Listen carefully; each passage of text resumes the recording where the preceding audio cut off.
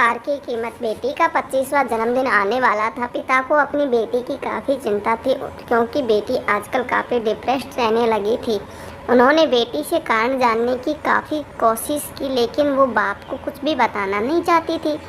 बाप कुछ भी करके अपनी बेटी को डिप्रेशन से बाहर लाना चाहता था। उन्होंने उस हर जगह की मुलाकात की जहाँ उसकी बेटी ज़्यादा समय बिताया करती थी और वहाँ के लोगों से पता किया कि आखिर उसके जीवन में क्या चल रहा है।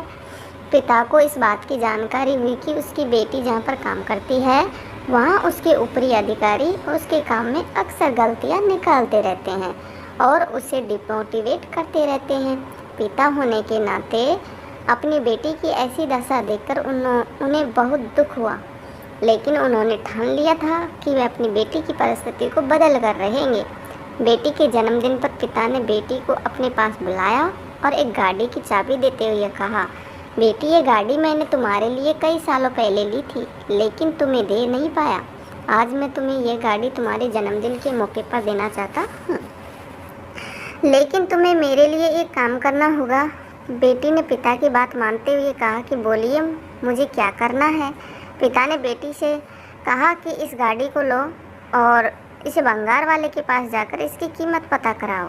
पिता के कहे अनुसार बेटी भंगार वाले के पास गई और उसने गाड़ी की कीमत पूछी और अपने पिता के पास वापस आ गई। पिता के पूछने पर बेटी ने उन्हें बताया कि भंगार वाले के मुताबिक यह गाड़ी काफ़ी पुरानी है और कई जगह से जंग खा चुकी है, इसीलिए वह इसके 10,000 देगा। फिर पिता ने बेटी से कहा, अब तुम इस गाड़ी को सेकंड हैंड गाड़ी की दुकान पर लेकर जाओ और इसकी कीमत पता करके आओ। बेटी ने वैसा ही किया और वह सेकंड हैंड गाड़ियों की दुकान पर जाकर उस गाड़ी की कीमत पता करके वापस आई। बेटी ने खुश होकर पिता से कहा, दुकान के मालिक ने इस गाड़ी के बदले 1 लाख ऑफर किया है। पिता थोड़ा सा मुस्कुराए और बेटी से बोले, बहुत अच्छे, एक आखिरी बार इस गाड़ी को विंटेज गाड़ियों के क्लब में लेकर जाओ और वहाँ से इसकी कीमत पता करके आओ। बेटी भी अब उत्साहित थी वह जानने के लिए कि इस गाड़ी की कीमत वहाँ पर कितनी आकी जाएगी। कार क्लब के वापस लौटी बेटी आश्चर्यचकित थी। वह आते ही अपने पिता से बोली, पिताजी, कितनी आश्चर्य की बात है कि जिस गाड़ी की कीमत भंगार वाला 10,000 का बोल रहा था, उसी गाड़ी को खरीदने के लिए कार क्लब में लोग बोलियां लगाने के लिए तैयार थे। उनके हिसाब से यह गाड़ी काफ़ी विंटेज है और रेयर है। वह तो इसके लिए 30-40 लाख तक देने को तैयार हो गए थे। पिता ने अपनी बेटी के कंधों पर हाथ रखा और बोले, बेटी, यह सब हम मनुष्यों के साथ भी होता है। अगर हम गलत जगह पर होते हैं तो हमारी कीमत कम आंकी जाती है।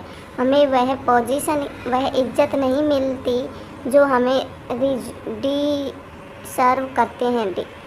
इसीलिए जब भी कभी हमें लगे कि हम कोई कमी है तो एक बार ज़रूर सोचना कि हो सकता है कि हम गलत जगह पर हो। जब हमें हमारी सही जगह मिल जाती है तो हम वहाँ बहुत अच्छा काम कर पाते हैं और लोगों से हमें अच्छा अप्रोविज़न भी मिलता है। बेटी को अपने पापा की बात बहुत अच्छे से समझ आ गई। बेटी ने अपने बाप को गले से लगा लिया।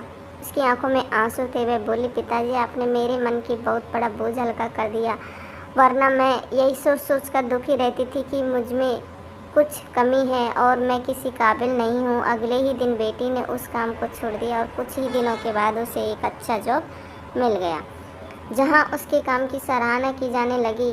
उस दिन के बाद बेटी ने अपनी कभी डिप्रेशन महसूस नहीं किया। तो ये एक कहानी सोच बदलने वाली है।